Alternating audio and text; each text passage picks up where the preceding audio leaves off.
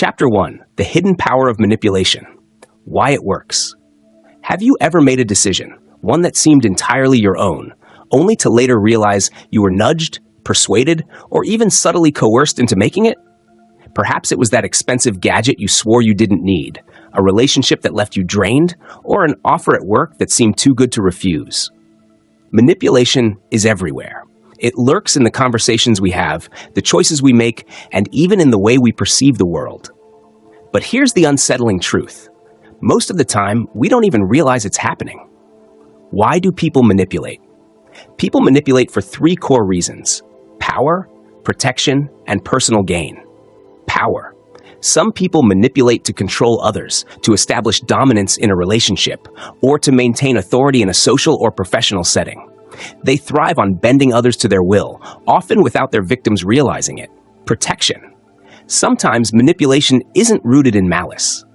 A person may manipulate to avoid conflict, escape blame, or protect themselves from vulnerability. For example, a child pretending to be sick to avoid school is engaging in manipulation for self-preservation. Personal gain. This is the most common form of manipulation. Whether it's a salesperson using persuasive language to close a deal, a politician crafting an emotional speech, or a friend guilting you into doing a favor, manipulation is often a tool for securing advantages. But if manipulation is so widespread, why don't we see it? Why do people keep falling for it? The answer lies in the flaws of human thinking. The uncomfortable truth: manipulation is everywhere. We like to believe we are in control of our choices, that every decision we make is entirely our own. But what if the reality is different? What if your decisions, what you buy, whom you trust, even whom you love, are shaped by forces you can't see? Manipulation doesn't always appear as outright deceit. It can be wrapped in warmth, disguised as help, or cloaked in authority. A smiling influencer persuades you to buy a product. A colleague convinces you to take the blame for a mistake. A partner makes you feel guilty for standing up for yourself. The world of business thrives on manipulation. Ever noticed how restaurants place the most expensive item on the menu at the top? That's not by accident. It's a technique called anchoring, designed to make the rest of the menu seem reasonably priced in comparison. Ever wondered why job interviews ask, "Where do you see yourself in 5 years?" It's not just curiosity. It's a subtle way to gauge how much they can push you, how committed you are, and whether they can exploit your ambitions. And relationships? Love, friendship, and family bonds are not immune. The silent treatment, gaslighting, emotional blackmail, all are forms of control, carefully crafted to shape your behavior without you realizing it. The harsh reality? If you're not aware of how manipulation works, you're already being played. Cognitive biases, the hidden flaws in our thinking. Now, let's talk about why manipulation works so well. Your mind, despite all its intelligence, is riddled with shortcuts and blind spots, what psychologists call cognitive biases. These biases make it easier for manipulators to steer your thoughts without you even realizing it. Here are three of the most dangerous ones. The authority bias. People instinctively trust figures of authority, even when they shouldn't. Ever wondered why scam emails pretend to be from banks or government agencies? It's because people rarely question authority, making them easy targets. The scarcity effect. When something appears limited, we overvalue it. Ever fallen for a last 3 items left sale? That's this bias at work. The reciprocity principle. If someone does something nice for us, we feel obligated to return the favor. That's why companies offer free samples. They know you're more likely to make a purchase after receiving a gift. A skilled manipulator understands these biases and exploits them effortlessly. A story of subtle control, manipulation in action. Imagine this. You're at a car dealership, just browsing. A friendly salesman approaches, not pushy, just warm. He asks about your day, compliments your taste in cars, and even offers you a free coffee. You don't even realize it, but he's already applying the reciprocity principle. You've taken his coffee, so psychologically, you feel just a little indebted to him. Then, he takes you to a car, not too expensive, but not the cheapest either. It's positioned between 2 others, one that's too cheap and basic, and one that's outrageously expensive. The car in the middle now looks like the perfect choice. What you don't realize is that the dealership deliberately placed it there. Your mind is being guided by the anchoring effect. Now, the salesman uses a classic assumptive close. Instead of asking, "Do you want to buy this car?" he asks, "Do you want to pay in cash or finance it?" He's subtly removing the possibility of saying no. Before you know it, you're signing papers. You drive home, happy with your purchase, but later a thought creeps in. Did I really decide on that car? Or was I nudged into it? This is the power of manipulation at its finest: silent, invisible, and highly effective. Key takeaway. The first step to power is knowing you're being played. By the time you finish this book, you'll never see the world the same way again. You'll begin to notice manipulation everywhere, in advertising, in conversations, in business deals, in relationships. But knowledge is power. Once you learn how manipulation works, you can defend yourself against it. Better yet, you can use the principles of influence ethically to protect yourself, sharpen your instincts, and make decisions based on true awareness, not hidden persuasion. Because the truth is, manipulation only works when the target is unaware. Are you ready to see through the game? Let's continue. Chapter 2. The Psychology of Influence. How your mind can be controlled. What if I told you that your thoughts, decisions, and even your emotions could be engineered? That with the right words, the right tone, and the right moment, someone could guide you to act in ways you never intended, without you even noticing. It might sound unsettling, even impossible, but it happens every single day. You've already been influenced today. Maybe it was the way your morning news was framed, making you anxious about something you wouldn't have worried about otherwise. Or a product recommendation on your social media feed that suddenly felt urgent. Or perhaps a friend's casual comment that shifted how you saw yourself. Just slightly, just enough. But how does it work? How can small nudges lead to big decisions? The science of persuasion. How small nudges influence big decisions.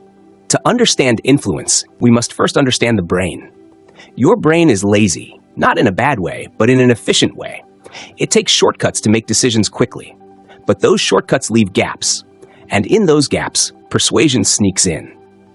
Psychologists have identified 6 universal principles of persuasion, techniques so effective that they work on almost everyone.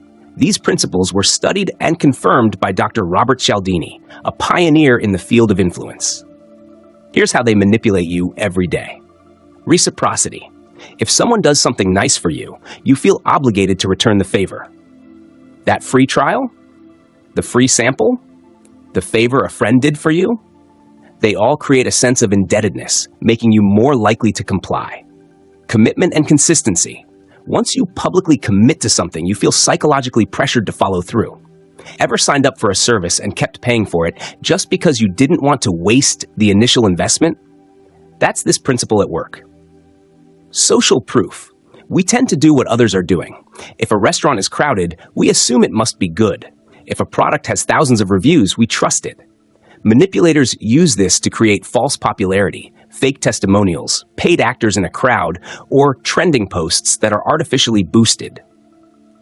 Authority. We obey perceived authority figures. Doctors, police officers, CEOs, influencers, we trust them, even when we shouldn't. Liking. We are more easily influenced by people we like. That's why con artists often come across as charming, why salespeople compliment you, why political candidates try to appear relatable. Scarcity. When something seems limited, we want it more. Ever seen a countdown timer on a sales page? Or heard only a few left in stock? Even if it's fake, it still works. These principles don't just exist in marketing and business. They are embedded in human behavior, and manipulators know exactly how to use them. Authority and obedience. Why people obey manipulators. Now let's talk about one of the most powerful psychological forces, obedience to authority. Would you electrocute a stranger just because someone in a lab coat told you to?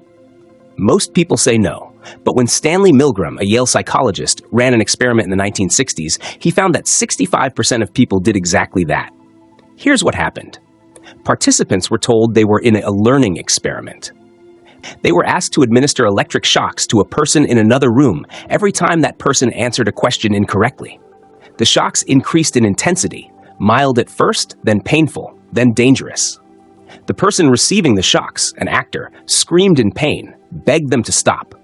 But the scientist in the room, calm, authoritative, in a white lab coat, kept saying, "The experiment must continue." And so, most people, ordinary people, continued pressing the buttons even when they believed they were seriously harming another person. Why? Because authority is powerful. From childhood, we are trained to obey teachers, parents, doctors, leaders. We associate authority with truth. This is why people fall for scams where someone pretends to be a police officer. It's why cult leaders can convince followers to do unthinkable things. It's why con artists fake credentials to gain trust. The moment you stop questioning authority, you become vulnerable to manipulation. Emotional triggers, how fear, love, and guilt are used against you. Manipulation isn't always about logic. In fact, it's mostly about emotions. The fastest way to control someone is to trigger a strong emotional response before they have time to think. Here's how it works. Fear. Fear makes people act impulsively. If you can convince someone they are in danger, they will seek protection, even if that protection means following a manipulator. Love and trust. When people trust or love someone, they let down their guard. This is why emotional manipulators first work to gain trust before turning it into control. Guilt and obligation. If someone can make you feel guilty, they can make you comply. If you really loved me, you'd do this for me. After everything I've done for you, you owe me. These statements are forms of emotional blackmail. Ever received a spam email saying your bank account has been hacked or that your loved one is in trouble and needs money? Those messages don't try to reason with you. They trigger panic. Because in panic, we react rather than think. Manipulators don't argue with logic. They argue with your emotions. Real-world application. The con artist who manipulated millions. Let's step into the mind of one of the greatest manipulators in history. Meet Frank Abagnale. You may know his story from Catch Me If You Can, but here's what he actually did. By the time he was 21, he had successfully posed as a pilot, a doctor, and a lawyer, without any training in those fields. He cashed millions in fraudulent checks. He convinced entire organizations to trust him, all while evading the FBI. How? He used authority. He dressed like a pilot, spoke with confidence, and people never questioned him. He used social proof. Once a few people accepted him as legitimate, others followed. He used reciprocity. He'd offer small favors to get people to trust him. No hacking, no violence, just pure psychological manipulation. Frank was eventually caught, but not before showing the world just how easy it is to control people who don't know they're being played. Key takeaway: the best defense against manipulation is recognizing it. Now that you understand how manipulation works, you might be asking, how can I protect myself? The first step is awareness. The moment you recognize when someone is using fear, authority, scarcity, or emotional pressure to control you, you take back your power. Think before you react, pause before you commit, question everything. Because the truth is, those who understand manipulation control the game, and those who don't, they're just pieces on the board. Are you ready to take back control? Let's move to the next chapter. Chapter 3. The Art of Psychological Triggers, How Manipulators Pull the Strings. Imagine you're walking through a crowded shopping district. A street performer catches your eye, effortlessly solving a Rubik's Cube in mere seconds. Impressed, you stop to watch. Then, with a charming smile, he hands you the cube and asks, "Want to give it a try?" You laugh, shake your head, and prepare to move on. But before you can, he presses the cube into your hands and says, "It's free, just try it." Now you feel something strange, a subtle pressure. He just did something for you, didn't he? And now you're standing there, engaging with his performance. When he eventually transitions into selling you a magic trick tutorial, you find yourself reaching for your wallet before you even realize what's happening. What just happened? You just fell into a psychological trigger trap. Manipulators don't control people through force. They pull the right mental levers at the right moment. In this chapter, we'll explore how manipulators use suggestion, urgency, obligation, and fear of missing out to steer your decisions without you even realizing it. The power of suggestion, how a single word can alter perception. Words are not just words. They are mental programs that shape how we see reality. To prove this, let's do a quick experiment. Imagine you're at a wine tasting event. You take a sip of an expensive red wine. The host leans in and says, "Notice the hints of blackberries and oak." Suddenly, you do taste the blackberries. You do sense the oak. Now imagine that instead of that description, the host had said, "Notice the smoky, almost burnt aftertaste." Would your experience change? Absolutely. This is called priming, and it's a powerful form of manipulation. Your brain is constantly scanning for clues about how to interpret reality. Subtle suggestions, single words, a slight change in phrasing can shift your perception before you even know it's happening. Manipulators use this technique all the time. In negotiations, a salesman doesn't ask, "Do you want this?" He asks, "Would you like the red one or the black one?" In advertising, marketers don't say a product is cheap. They say it's affordable or a smart investment. In relationships, a manipulative partner doesn't say you're being paranoid. They say, "I worry that sometimes you see things that aren't really there." One word, one phrase, and suddenly reality shifts. Scarcity and urgency, why we fear missing out and how it's exploited. Ever noticed how everything suddenly seems urgent when someone else wants it? A hotel booking site tells you, "Only 2 rooms left at this price." A salesman says, "This deal expires tonight." A luxury brand releases a limited edition sneaker, and suddenly people are camping outside for it. Why does this work? Because our brains are wired to fear loss more than we desire gain. This is called loss aversion. We don't just want good things, we panic at the thought of missing them. Manipulators thrive on this instinct. They create false scarcity to make you feel like you must act now. Marketers fake urgency. Countdown timers, limited stock, and exclusive offers often have no real expiration. Scammers use fear. Your account will be permanently deleted in 24 hours if you don't act. Toxic partners create emotional scarcity.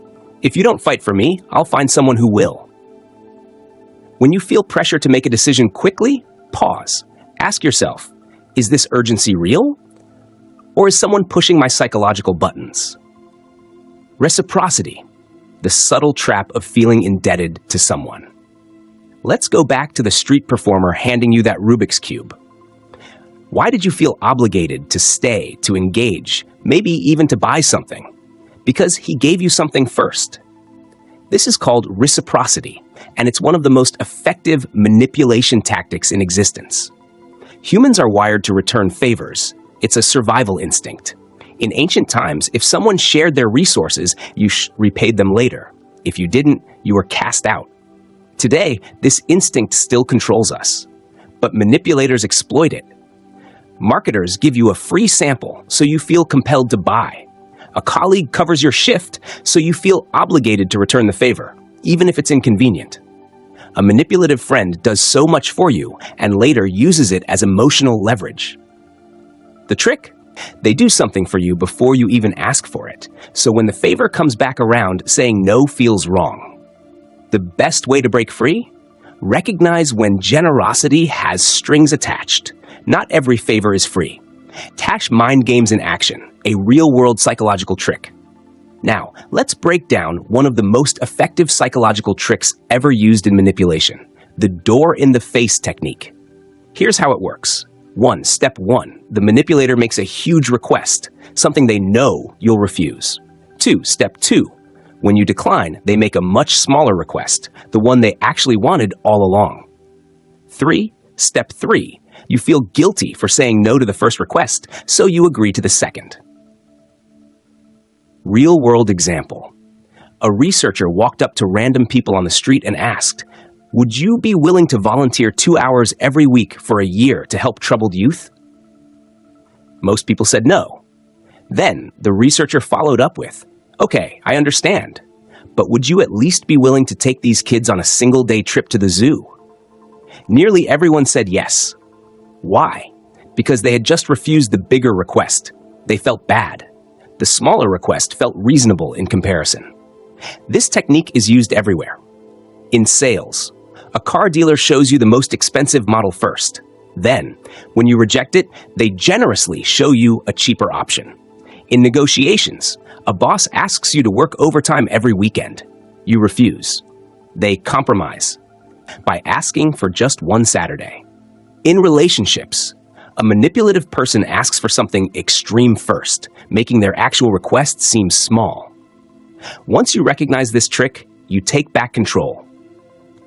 Key takeaway: if you understand the triggers, you can take back control. Now that you see how psychological triggers shape your decisions, you have a choice. You can keep falling for them, or you can start spotting them before they take hold. Ask yourself, when someone makes something urgent, ask, who benefits from my rush? When someone does you a favor, ask, is there an expectation behind this? When someone frames your perception, ask, am I seeing reality or their version of it? The world is full of subtle manipulators, but knowledge is power. Now, you see the strings. The question is, will you let them pull you? Chapter 4, The Master Manipulators, 7 personality types that control others. There are people in this world who don't just manipulate occasionally, they manipulate as a way of life. To them, control is not a tool. It's a game, an art, a survival strategy. These individuals come in many forms. Some are charming, some are pitiful, and some are so subtle that you don't realize what's happening until it's too late. But they all share one thing in common. They get what they want, and they don't care who gets hurt in the process. This chapter will expose the 7 most dangerous types of manipulators, showing you exactly how they operate and how to defend yourself. The 1, the narcissist. Masters of charm, masters of discard. At first, they seem magnetic, exciting, larger than life. They make you feel special, chosen, lucky to be in their world. Then, just when you're emotionally invested, they do something shocking.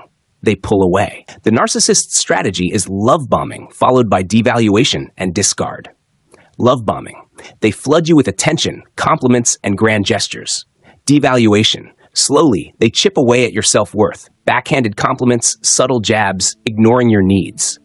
Discard. The moment you're no longer useful, they drop you like you never mattered. Narcissists manipulate by creating emotional highs and lows, turning you into an addict for their approval. How to defend yourself?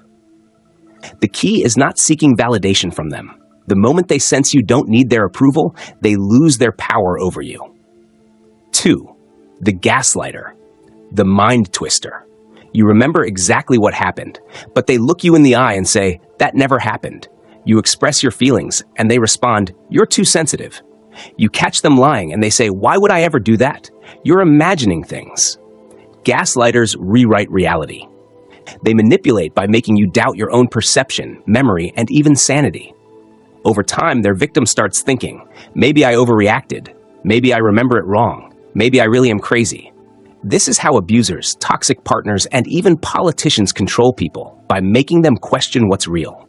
How to defend yourself. Keep records. Write things down. Take screenshots. And trust your gut. If something feels off, it probably is. 3. The victim player. The pity manipulator. They always have a tragic story, a crisis, a terrible past, a constant struggle. And at first, you want to help. You feel guilty for saying no. That's their power. The victim player uses guilt as a weapon. Every time you try to set a boundary, they make you feel like a horrible person for it. They never take responsibility. Their problems are always someone else's fault. They make you feel selfish for not rescuing them. The longer you stay, the more they drain you, emotionally, financially, even physically. How to defend yourself. Recognize that you are not responsible for fixing them. They survived before you, and they will survive after you. Helping is good, but being used is not. 4. The puppet master. The long-term strategist. Some manipulators think 5 moves ahead. They don't just react in the moment. They plan, scheme, and set traps. These are the chess players of manipulation.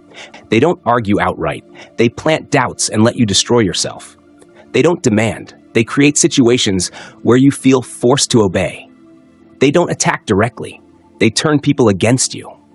A puppet master can ruin reputations, orchestrate betrayals, and control entire groups without ever getting their hands dirty. How to defend yourself. Watch for patterns.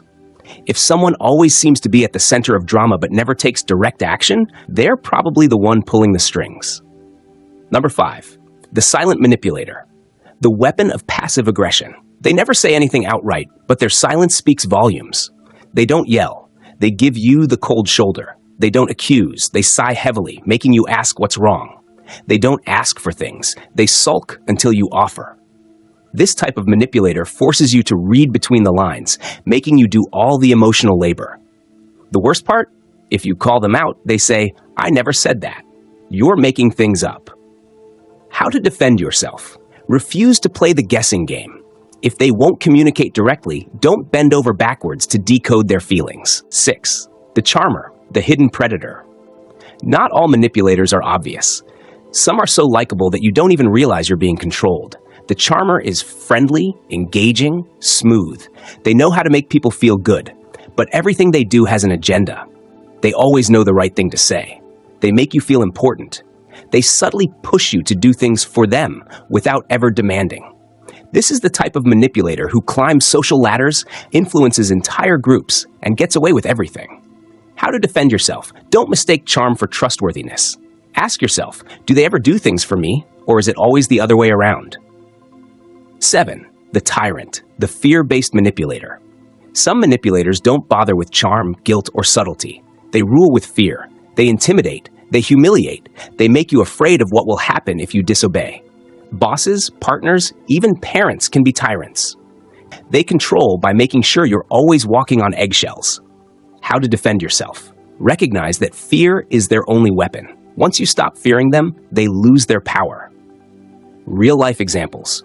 Famous figures who used dark psychology to gain power. History is full of master manipulators. Some use their skills for political control, some for financial gain, and some for pure psychological dominance. Bernie Madoff, a financial puppet master who scammed billions through deception.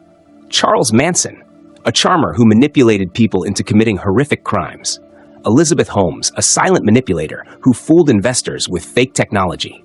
Frank Abagnale, Catch Me If You Can, a master of suggestion and charm. Each of these individuals understood human psychology and used it to control others. Key takeaway: knowing these types helps you avoid falling into their traps. Manipulation isn't random, it follows patterns. And now, you can recognize those patterns. Ask yourself, am I constantly seeking approval from someone?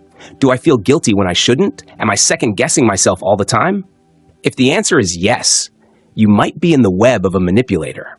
But now you know their game, and the moment you see the game, you stop playing. Chapter 5. The subtle science of reading people like a book. Imagine walking into a room and instantly knowing who is lying, who is nervous, and who is secretly trying to manipulate you. This isn't science fiction, it's psychological awareness. Most people focus on what others say, but the real truth lies in how they say it, what they don't say, and what their body is unconsciously revealing. Every person is like an open book, if you know how to read them.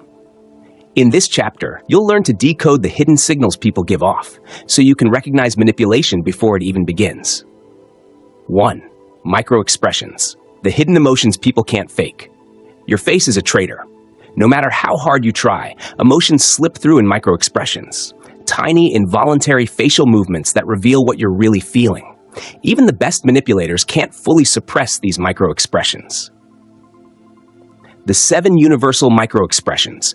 Psychologists have identified 7 emotions that appear on everyone's face, regardless of culture, background, or language. Fear, wide eyes, raised eyebrows, lips pulled back slightly.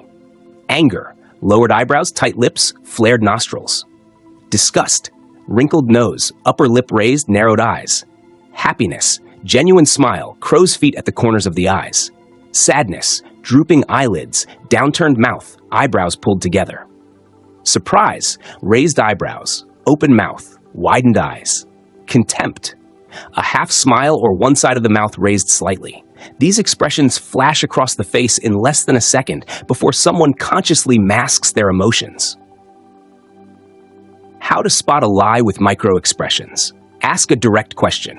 Pay attention to their immediate facial reaction before they start speaking. Look for a mismatch. If their words say one thing but their face shows another, trust the face. 2. Body language deception. How posture, tone, and eye contact expose liars. Words can lie, but the body doesn't know how. People leak truth through subtle physical cues. Here's what to watch for. Signs of deception in body language. Inconsistent gestures. If someone shakes their head no while saying yes, their body is betraying them. Touching the face. Rubbing the nose, covering the mouth, or scratching the neck are subconscious stress signals. Sudden stillness. Most people use small natural movements when talking. A sudden freezing can indicate someone is lying. Foot direction. Our feet point toward where we want to go. If someone's feet are aimed toward the door, they might be uncomfortable or hiding something. The power of the voice in deception. A liar's tone, speed, and pauses often give them away. A sudden rise in pitch can indicate stress. Speaking too quickly or too slowly is often an attempt to control the message. Hesitation before answering could mean someone is crafting a lie. 3. Pattern recognition. Spotting manipulation. Before it begins.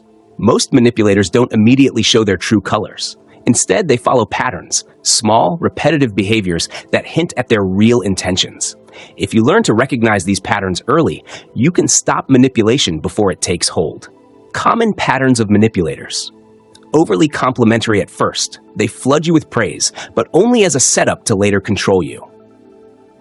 Playing the victim early on. They introduce their struggles quickly, subtly conditioning you to feel responsible for them. Inconsistencies in their stories. They frequently shift details or change versions of past events. Subtle boundary testing.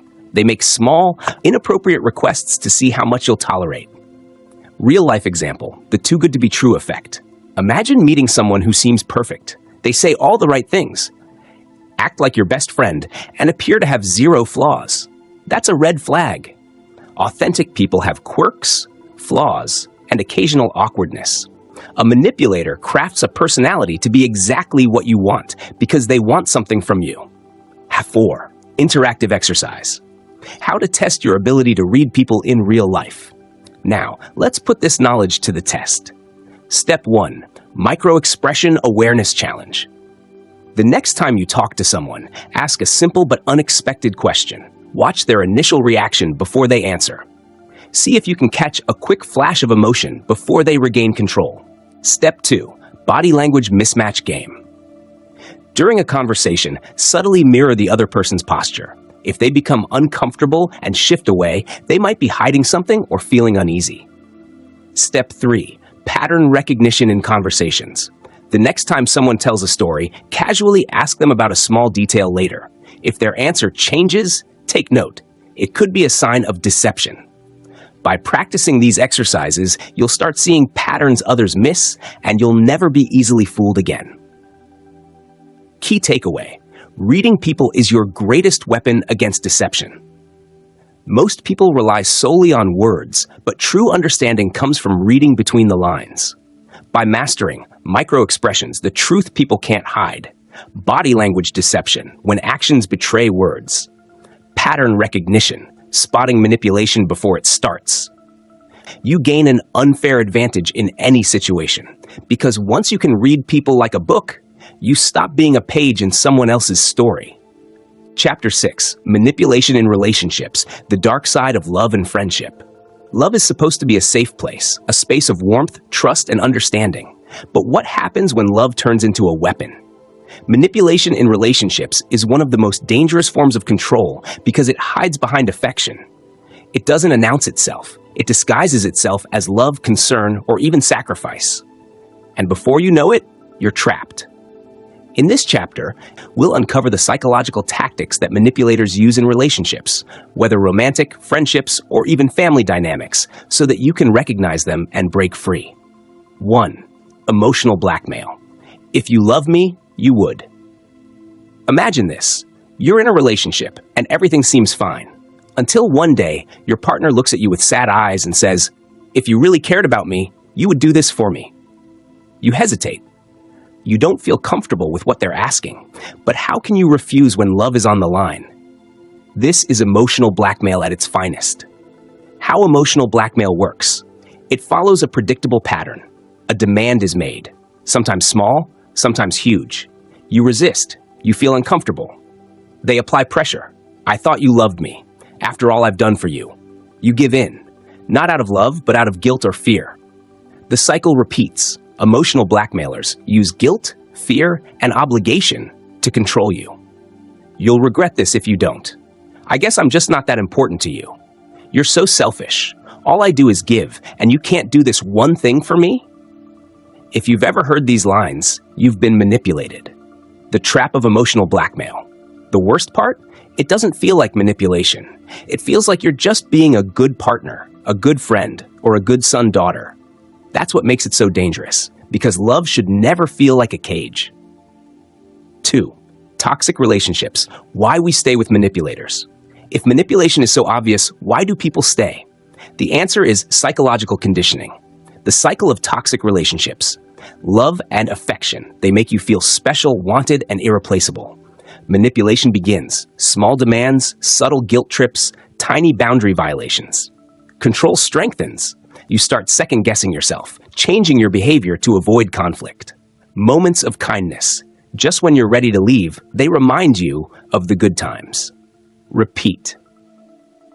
Manipulative relationships are like a roller coaster. Highs that feel magical, lows that make you question your worth, and the fear of losing the highs keeps people trapped in the lows. Why smart people stay in toxic relationships? Sunk cost fallacy. I've invested too much in this to walk away now. Fear of being alone. What if no one else will love me like they do? Doubt and gaslighting. Maybe I'm the problem, not them. Manipulators keep you hooked by making you believe that leaving them is worse than staying. 3. Love bombing and silent treatment, the two extremes of control. Some manipulators shower you with love. Others punish you with silence. Both are tactics of control. Love bombing, the manipulator's bait. Love bombing is when someone overwhelms you with affection, gifts, and attention in the early stages of a relationship. They text constantly. They call you the best thing that's ever happened to them. They rush commitment. It feels incredible until it doesn't, because once they have you hooked, the real personality comes out. The silent treatment, a psychological weapon. On the other side of the spectrum is the silent treatment, one of the most painful forms of manipulation. Imagine waking up one day, and your partner, your best friend, or a family member just stops talking to you. No explanation, no response, just cold silence. You panic. What did you do wrong? You try to fix it. You bend over backward to get their attention again. And that's the trap. The silent treatment isn't about resolving a conflict. It's about making you feel powerless. A manipulator will use silence to punish you for disagreeing, make you desperate for their approval, reinforce control by making you chase after them. Healthy relationships talk through problems. Manipulative ones use silence as a weapon. 4. Case study, a chilling true story of manipulation in a relationship. Let me tell you about Sophia. She met Daniel at a time when she was feeling vulnerable. He seemed perfect, attentive, charming, endlessly supportive. At first, he showered her with affection. He would text her good morning and good night every single day. He bought her surprise gifts. He told her, "I've never felt this way about anyone before." Within 2 months, they were talking about moving in together. Then, the subtle manipulation began. It started with small comments. "I don't like that you still talk to your ex. It's disrespectful. You spend too much time with your friends. Don't you care about me?" Then, the emotional blackmail. "If you loved me, you'd delete those guys from your phone. I guess I'm just not important enough for you to listen to me." Before she realized it, her world had shrunk. She had lost her friends. She spent all her time trying to keep Daniel happy, but no matter what she did, it was never enough. And when she finally tried to leave, he begged, cried, and promised to change. Sophia stayed, until one day she realized love should never feel like walking on eggshells. She left, and for the first time in years, she could breathe. 5. Key takeaway: love should empower, not imprison. Love should make you feel safe, not anxious. Love should give you freedom, not control. Love should build you up, not tear you down. If someone makes you feel guilty for setting boundaries, they are not loving you. They are controlling you. How to protect yourself from relationship manipulation. Recognize emotional blackmail and refuse to play along. Notice the warning signs of toxic relationships early. Call out love bombing before it turns into control. Walk away from silent treatment punishments and demand healthy communication. The best relationships don't require you to prove your worth, because real love doesn't manipulate, it liberates. Chapter 7, The Workplace Chess Game, How to Recognize and Counter Manipulation at Work. The workplace is not just a place of productivity. It's a battlefield of power, influence, and hidden agendas. No matter how friendly your office culture seems, manipulation exists everywhere, in the form of office politics, gaslighting, sabotage, and credit stealing. The people who rise to the top are not always the most hardworking, but often the ones who understand the psychological games at play. In this chapter, we'll expose the hidden tactics manipulators use at work and arm you with strategies to protect yourself without jeopardizing your career. 1. Office politics and psychological warfare, the hidden game of power. You might think hard work gets you ahead, but in many workplaces, success is less about effort and more about strategy. There are unspoken rules that manipulators understand and use to their advantage. The power players you'll encounter at work. The backstabber, smiles in your face but secretly undermines you. The credit thief, takes credit for your work and makes sure the boss notices. The blame shifter, somehow they're never at fault even when they mess up. The gaslighter, makes you doubt your own experiences and judgment. The politician, masters of alliances, favor trading, and secret deals. Manipulators understand one key truth. Perception is reality. They don't need to actually be the best. They just need to convince others that they are. If you don't recognize these games, you might get played. Number 2, gaslighting at work, when your boss or colleague makes you doubt reality. I never said that. You're remembering it wrong. You're being too sensitive. If you've heard these phrases at work, you may be experiencing gaslighting. What is gaslighting? Gaslighting is a psychological manipulation tactic where someone makes you question your reality, memory, or judgment. It's especially dangerous in the workplace because it can destroy your confidence and make you feel like the problem, even when you're not. How gaslighting happens at work. Denial of past conversations. You remember your manager approving your idea, but now they claim they never did. Blaming you for their mistakes. Your colleague forgets to send an email, but somehow it's your fault. Rewriting history. They change their version of events and make you seem forgetful or incompetent. Undermining your confidence. Are you sure you're up for this project? You seem overwhelmed. Over time, you start second-guessing yourself. You become afraid to speak up, and that's exactly what the manipulator wants. 3. How to fight back against workplace gaslighting. Keep written records. Always confirm verbal agreements over email. Call it out calmly. Actually, I have the email right here where you approved this. Trust your instincts. If you feel like you're being manipulated, you probably are. Build workplace allies. Having others confirm events can stop gaslighters from twisting reality. The more evidence you have, the less power they have over you. 3. The credit thief and the blame shifter. How to stop them. Some people climb the corporate ladder by stepping on others. The credit thief. How they operate. They wait for you to come up with a great idea, then present it as their own. They subtly rewrite history, changing "we worked on this together" to "I worked on this." They speak up in meetings first so they get the recognition. How to stop a credit thief. Speak up first. If you have an idea, share it publicly before they can steal it.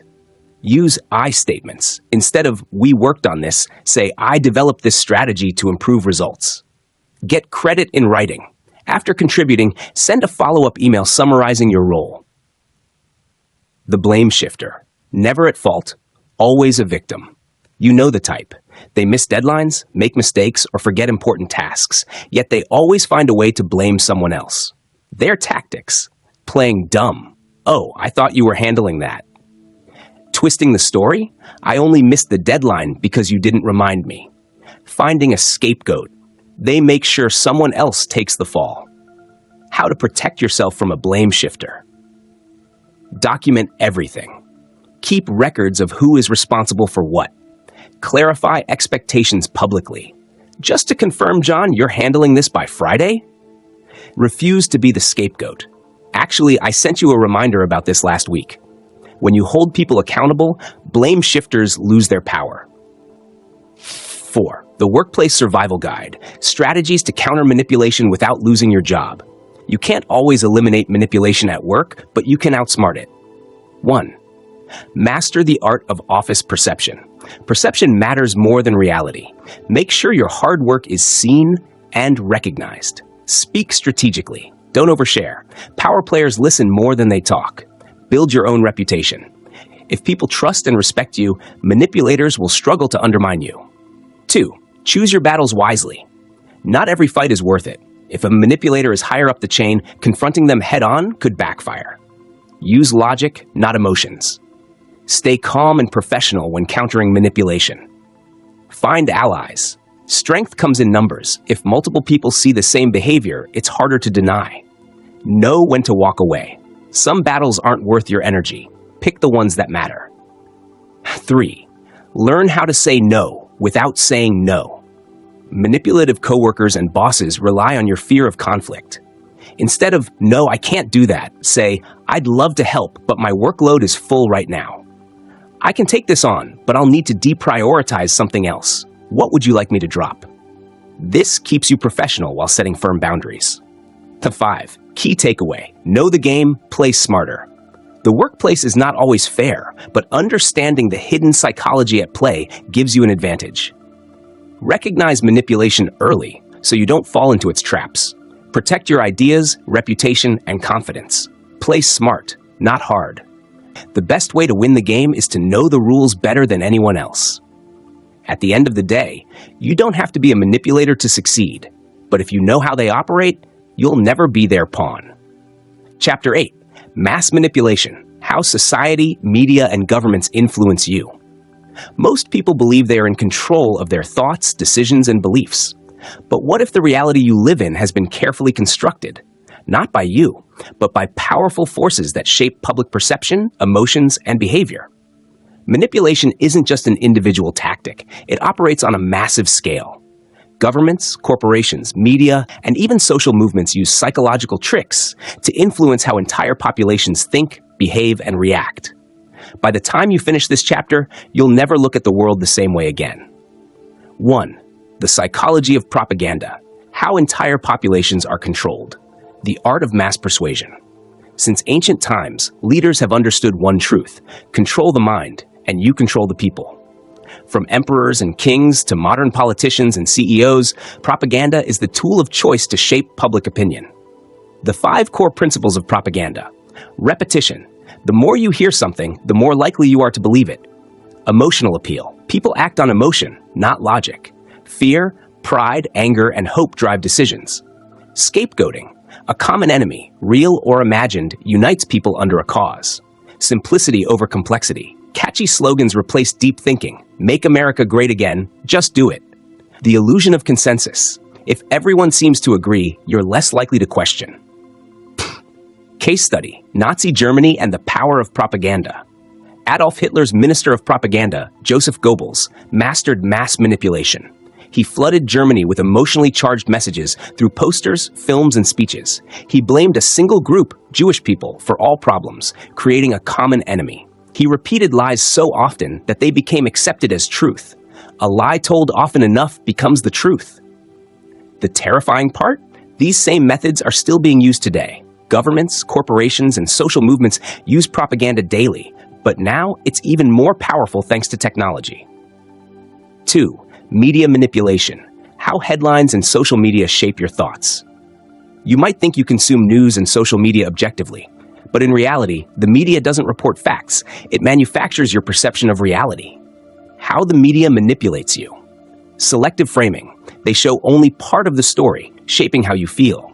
Fear-driven headlines: sensationalism gets more clicks than truth.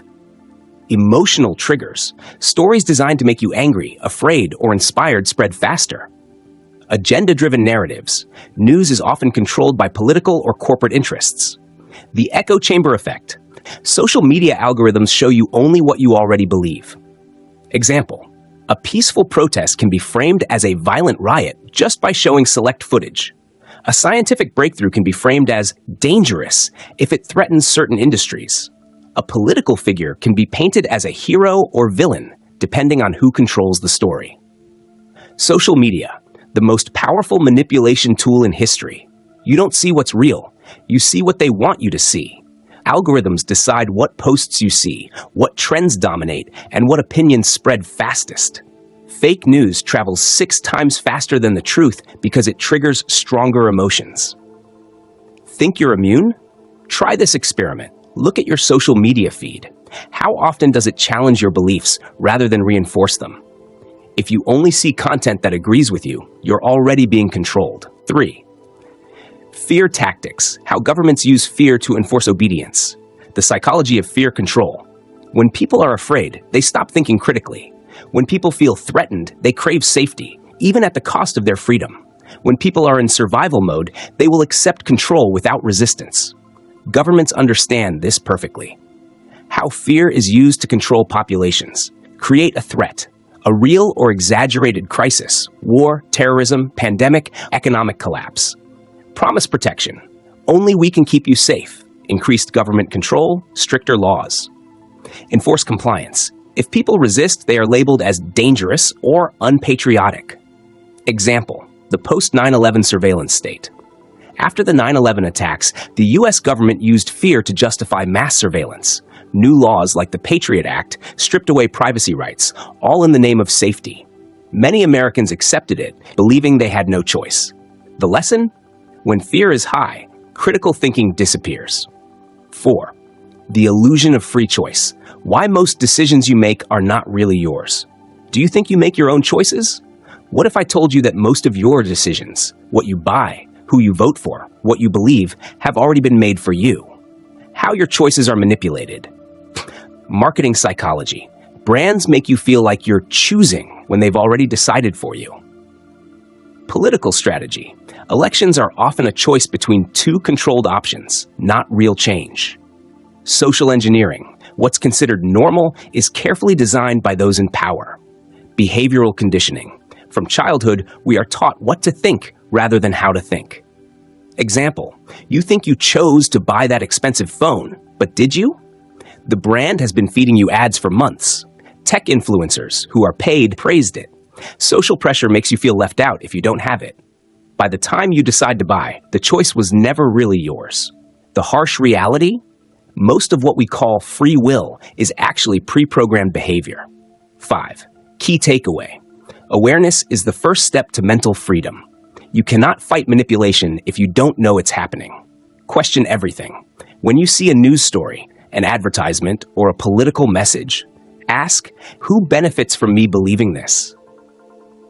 Escape the echo chamber. Seek out different perspectives, even if they challenge your beliefs. Take back your attention. The less time you spend in the digital manipulation machine, the harder you are to control. Trust logic over emotion.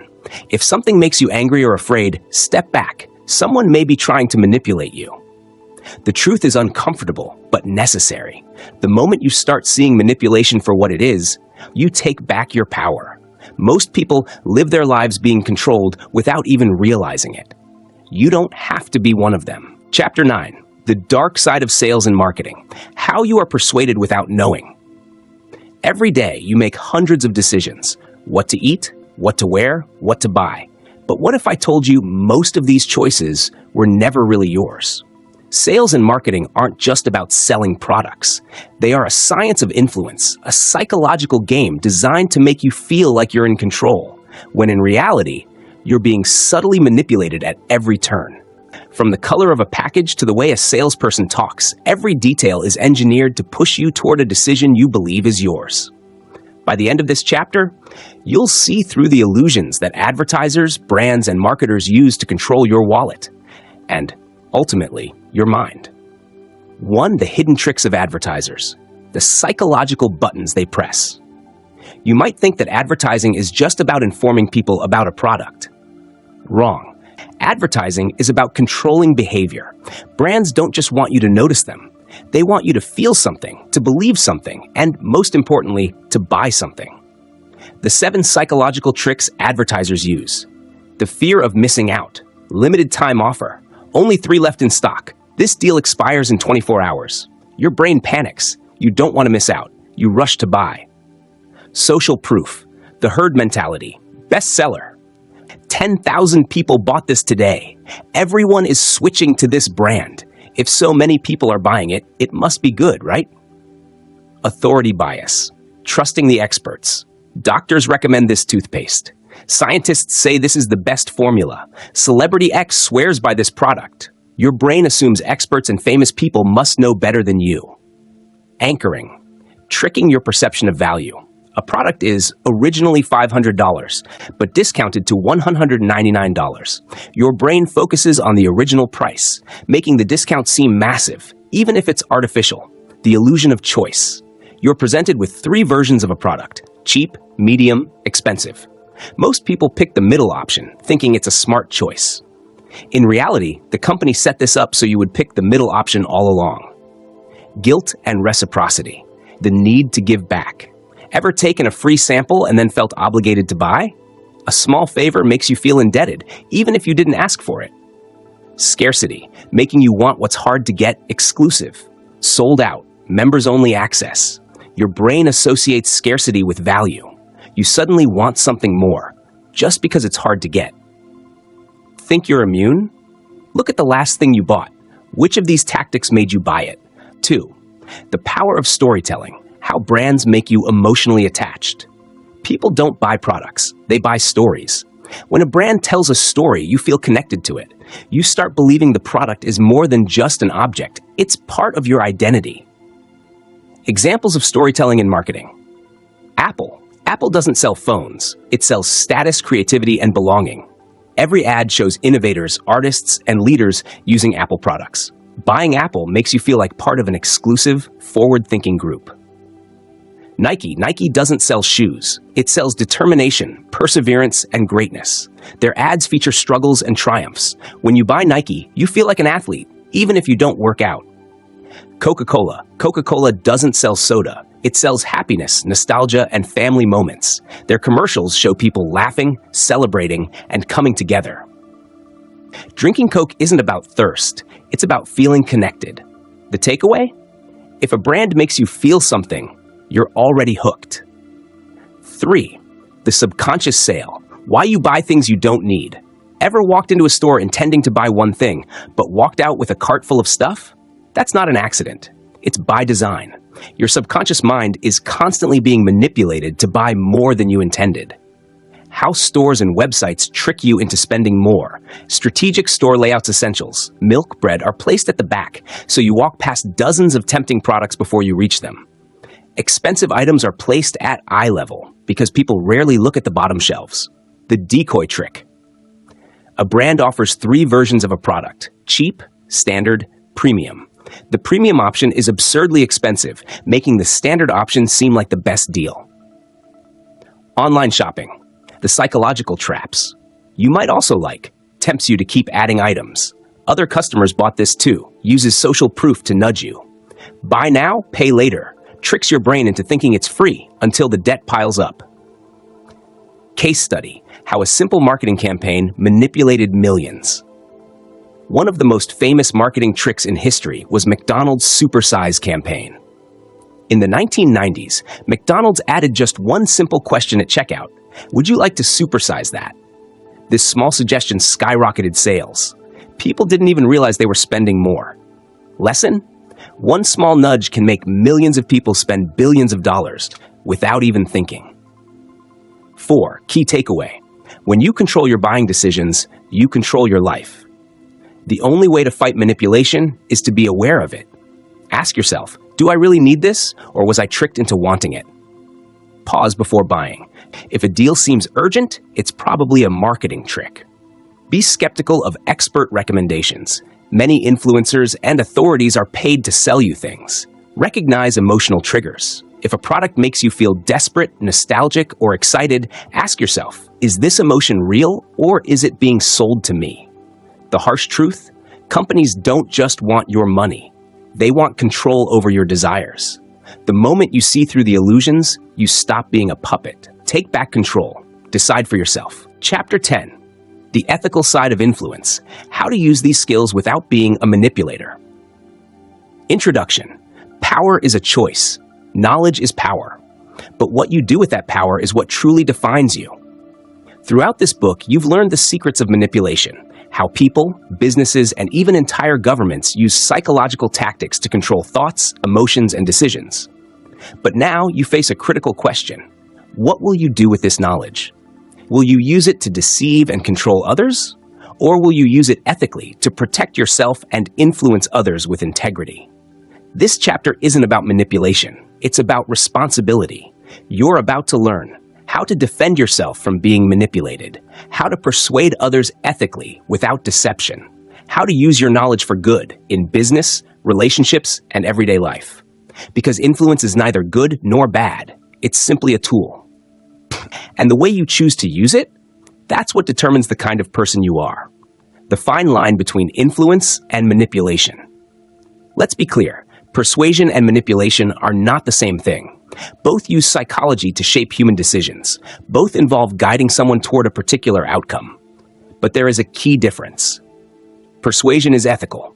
It respects the other person's freedom to choose. Manipulation is unethical. It removes free will by exploiting emotions, fears, and insecurities. Imagine two scenarios. Scenario 1, ethical persuasion. A friend tells you about a new book they love. They describe how it changed their perspective, how it helped them grow, and why they think you'd enjoy it. They're sharing their enthusiasm and letting you make your own decision. Scenario 2, manipulation. Now imagine this same friend using guilt instead. They say, if you really cared about personal growth, you'd read this book. Honestly, I don't know how someone could ignore something so life-changing. Notice the difference? In the first scenario, you feel free to decide. In the second, you feel pressured. That's the line. If your goal is to deceive, pressure, or manipulate someone into doing what you want, it's manipulation.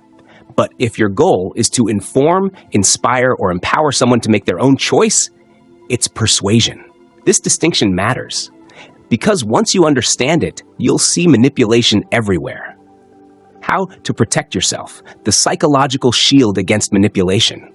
If you don't want to be manipulated, you must strengthen your defenses. Manipulators are like mental hackers. They look for vulnerabilities, emotional weak spots they can exploit. But when you know how their tricks work, they lose their power over you. Here are 5 powerful ways to protect yourself. 1. Learn to identify emotional triggers. Manipulators thrive on emotions like fear, guilt, and urgency.